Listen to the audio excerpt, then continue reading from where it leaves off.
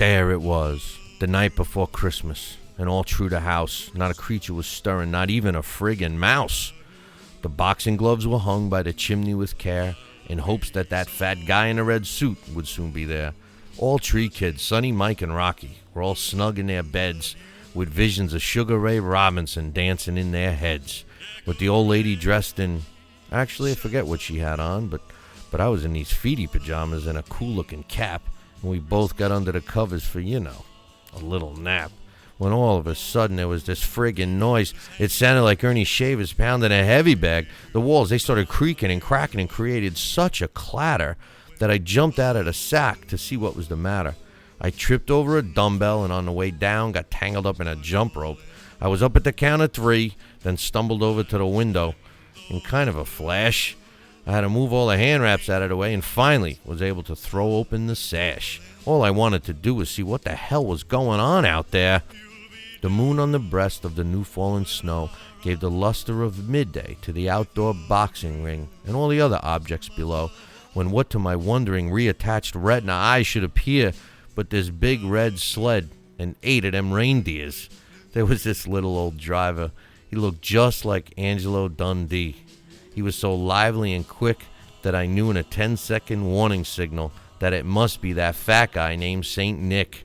Those deers, they were coming in like punches in bunches, but all seemed tame when the fat guy whistled and shouted and he called them by name.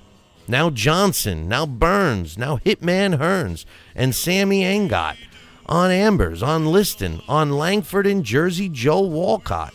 To the top of the porch, to the top of the wall. Now dash away, dash away, dash away all.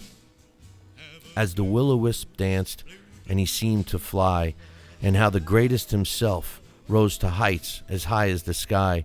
Up to the housetop, the whole team flew with that big old sled full of boxing stuff and toys and that fat guy in a red suit, too. Then I hear this thud on my roof, and it sounded like a crashing and banging of each one of those deer's hooves. I gotta be honest, as I was turning around, I thought to myself, I hope they don't all take a crap up there. And then down the chimney comes this fat guy in a bound. He was dressed all in fur from his head to his foot, and his clothes, they were all tarnished with ashes and soot.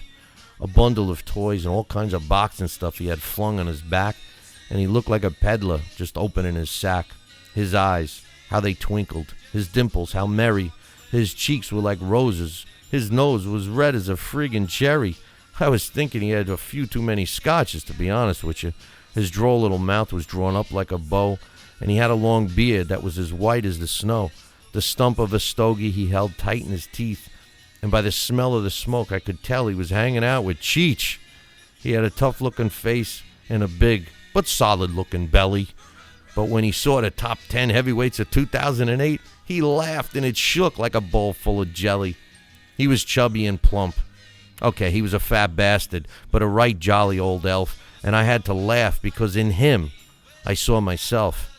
A wink of his eye and a twist of his head gave me the feeling I had nothing to dread, so I put down my gun. He didn't say a word and went straight to his work, stacking up presents and filling up the gloves, and then he turned with a jerk.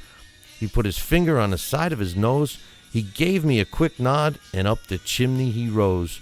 He sprang to the sled, and to his team he gave a whistle, and away they all flew like the down of a thistle. But I heard him exclaim as he flew out of sight, "Billy C. says Merry Christmas to all, and have fun at the fights."